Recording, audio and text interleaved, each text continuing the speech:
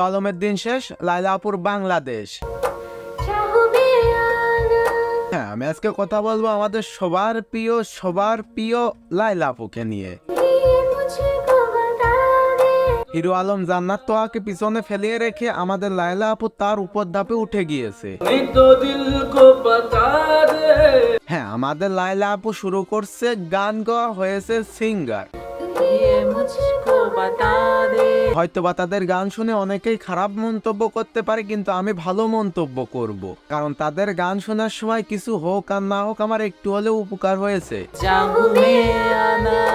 আমার 2-4 দিন ধরে কষা হচ্ছিল, তাই বাথরুমে গিয়ে তাদের গান চালু করে দিয়ে আমি গানটি শুনছিলাম আর রিল্যাক্স হচ্ছিলাম।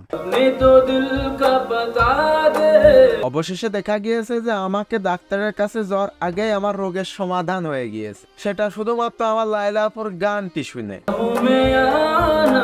লায়লাপুর গান কেউ পছন্দ করুক আর না করুক, আমাদের গ্রামের আশেপাশের কুকুরগুলো অনেক পছন্দ করে, কারণ যখন তার গান আমি শুনছিলাম আশেপাশে আমার চারদিকে কুকুর ভরে গিয়েছিল তার গানটি শোনার জন্য।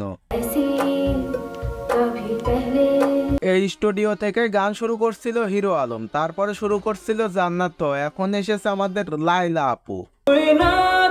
লায়লা আপু এত সুন্দর করে গান গাওয়ার জন্য হিরো আলমের অবস্থা এইরকম হয়ে গিয়েছে।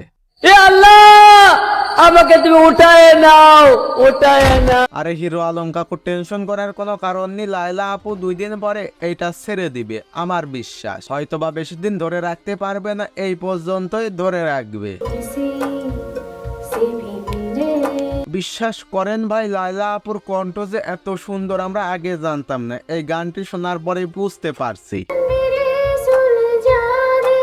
আমি বুঝতে পারছি না এত সুন্দর সিঙ্গার থাকতে অন্য সব সিঙ্গারদের দিয়ে কেন গান গাওয়াই।